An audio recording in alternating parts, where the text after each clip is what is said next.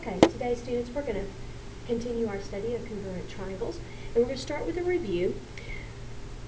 In this chapter, 4.6, we have gone through a couple of theorems and postulates. We have three congruent triangle postulates, and if you recall, those are side, side, side, side, angle, side, and angle, side, angle. We also have two congruent triangle theorems, and those are hypotenuse, leg, and angle, angle, side. The other thing we learned in this chapter is the definition of congruent triangles. That's if two triangles are congruent if and only if their corresponding parts are congruent. In other words, corresponding parts of congruent triangles are congruent, and that's just rewording the definition. Or we can say, shorten it by saying C, P, C, T, C. Okay, and this is an acceptable reason to use and approve CPCTC. Instead of saying definition of congruent triangles, you can use CPCTC.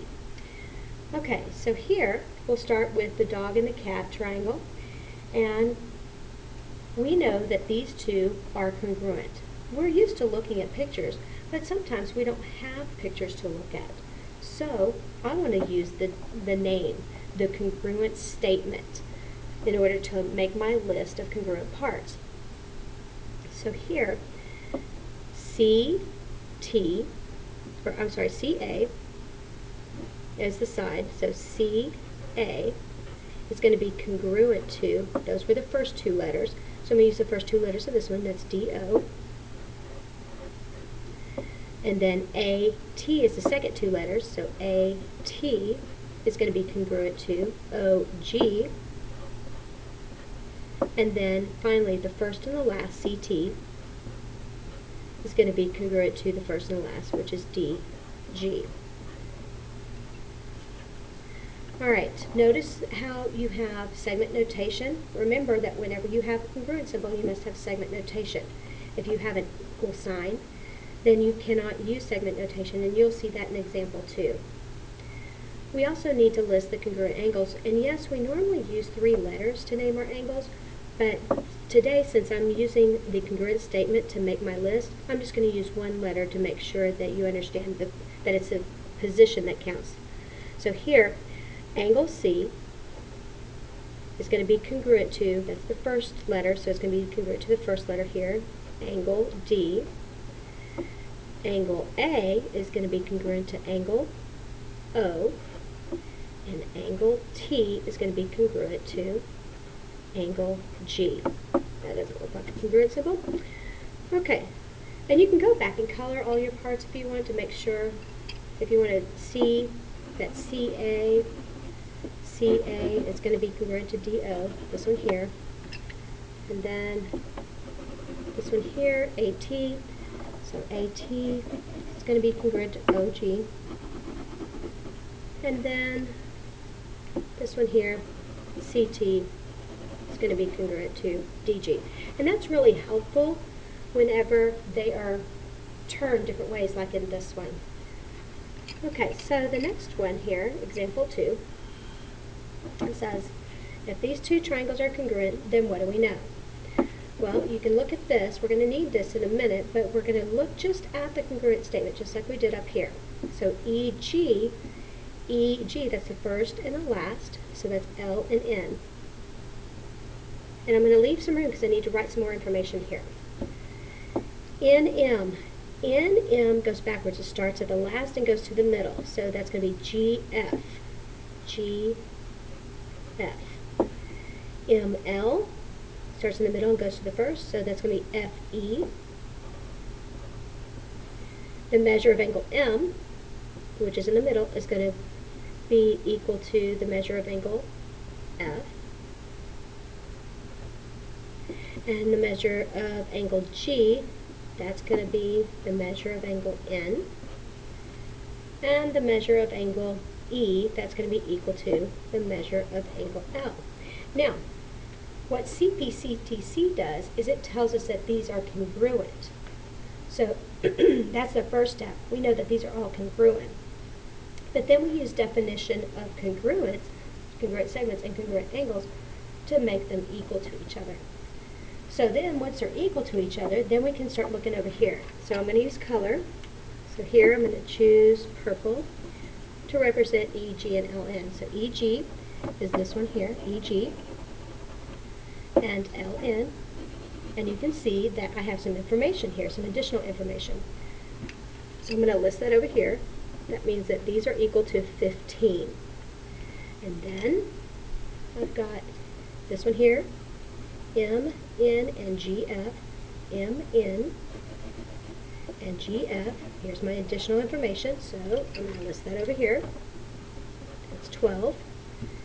Then I've got M, L, and FE, M, L, and FE, and here's my additional information, so I'm going to list that here.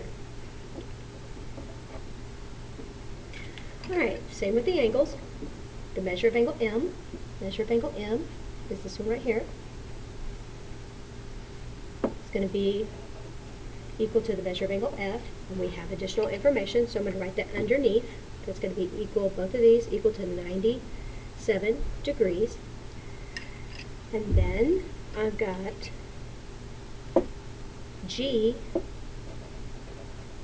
equaling to N. Okay, so that's going to be 30, let's see, that was 31.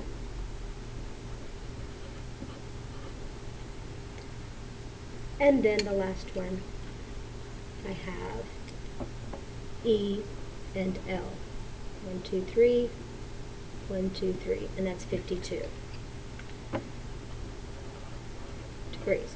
Okay, so that's how we use the CPCTC and the definition of congruent segments and congruent angles to find the missing sides.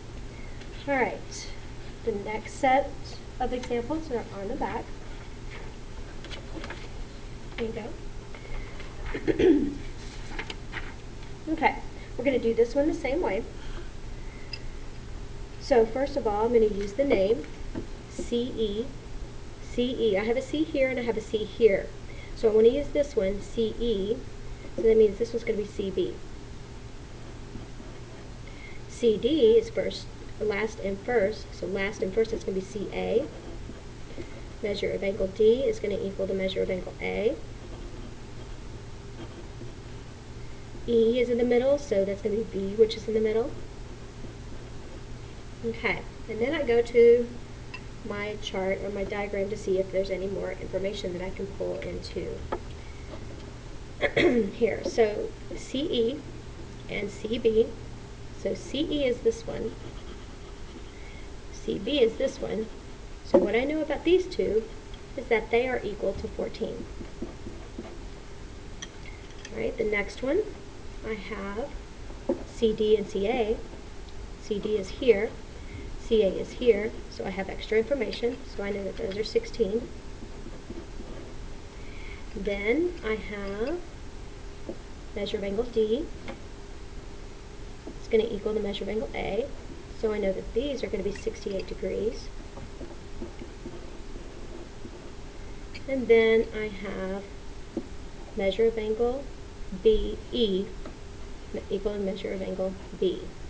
So we'll do these right here. Now I forgot to color these up here, just to make sure that you understand where you got it when you look back at your notes. And this one is 73 degrees. Okay, now I have two questions for you. To extend this example, your first question is, do I have enough information to find the third angle? Do you have enough information to find the third angle. Okay, so looking at the diagram, you can see that you have 2 out of 3. And we know that 3 angles of a triangle must add up to be 180 degrees because of the triangle sum theorem. So yes, we do have enough information to find this one. So here, I'm going to add 73 plus 68 plus the measure of angle C is going to equal to 180.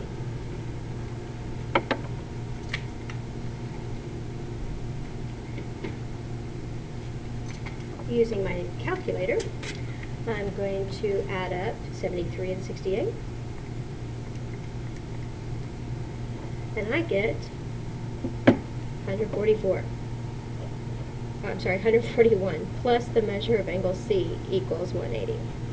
Okay, so now I'm going to subtract 141 from both sides, so 180 minus 141, that's 39. So the measure of angle 3, or sorry, the measure of angle C equals 39 degrees. Okay, the next question I have for you is, do you have enough information to find the missing side? Do you have enough information to find the third side? Okay, when we have a triangle and we only have 2 of the sides, we can find the third side, but that's only when we have a right triangle. We can use Pythagorean theorem, but we have to have a right triangle. And clearly, since this is 73, this is 68, and this is 39, we do not have a right triangle, so the answer to this question would be no. Okay, so now here is the next example. Okay, and notice that this one does not have a picture, and that's on purpose because not everything is given to us is going to have a picture. So we're going to have to learn how to get around that. All right, so here I'm given that these 2 triangles are congruent, and I'm given some information about some of the sides. I notice how I'm not given any information about the angles, so my focus here is about the sides. And once I find out more information about these sides, I want to eventually find the perimeter. Because these 2 are congruent, we know that if I find the perimeter of one, it's going to equal the same perimeter of the other one. Okay, so step 1 is going to be using CPCTC. We want to make a legend of congruent sides. Okay, so that's using the name. MA, I know, is congruent to the first 2 letters over here, WI. Then AV, which is the second 2 letters, AV, is going to be congruent to the second 2 letters, IN. And then the first and last, MV, is going to be congruent to first and last, WN. Alright, now notice up here that I don't have anything that's congruent. I have all equal signs. So next, I need step 2. I need to convert this, convert congruent symbols to equal signs using the definition of congruent segments.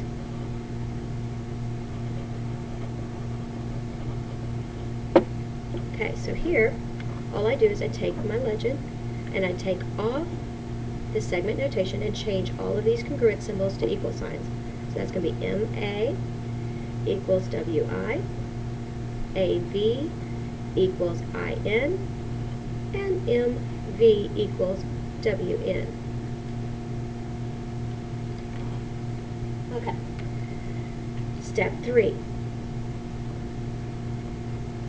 Step 3, I am going to substitute all my given information into step 2. Substitute the given information into step 2. Okay, so here, first of all, I know what MA equals. So right here, I'm going to put 2x plus 15 equals WI. I don't have a WI up here, so I'm going to leave that as WI. Next, I have AV. Don't have an AV, so I'm going to leave that as AV equals IN, so search for IN, there it is, 3x plus 10. Okay, now the last one, I have MV. MV is this one, x plus 4 equaling WN, which is 2x minus 26. Okay, now take a look at what you have. Do I have enough information to solve for x here? No, because I don't know anything about WI. Do I have enough information here? No, because I don't know anything about AV. But here, I've got x's on both sides, so I can use this one to solve for x. So guess what step 4 is? Step 4 is to solve for x. Okay, so x plus 4 equals 2x minus 26. I'm going to subtract x from both sides. I get 4 on the left equaling x minus 26 on the right. Now after I add 26 to both sides, I end up with 30 equaling x. Okay, now step 5. Step 5 is to substitute x equals 30 into the given information.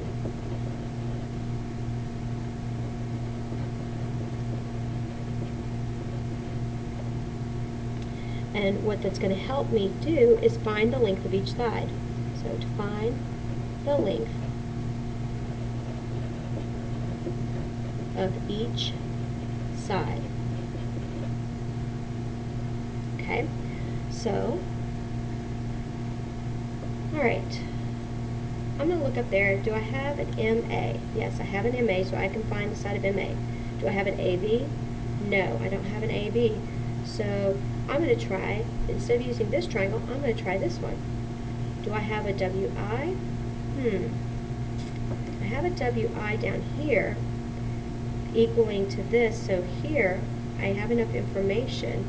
So I'm going to say WI is equal to 2 times 30 plus 15. 2 times 30 is 60. 60 plus 15 is 75. Okay, now do I have the next one, which is IN? IN, okay, so IN is this one here, so that's going to be 3 times 30 plus 10. 3 times 30 we know is 90. 90 plus 10 is 100. And then the last one, WN. WN is this one here. So that's going to be 2 times 30 minus 26. So 2 times 30 is 60. 60 minus 26 is 34. Okay, now, when I add these up here, I'm going to have triangle WIN, the WIN triangle. So here, step 6 is find the perimeter of triangle WIN. Well, that's just going to equal 75 plus 100 plus 34. When you add that up, you get 209 units, because we don't know what the units are here. All right, did I find what I wanted? I wanted to find the perimeter of MAV. Well, because these two are congruent, we know that their perimeters are the same. So we know that the perimeter of triangle MAV equals 209 units. So step 7 was answer the question. Make sure you answer the question.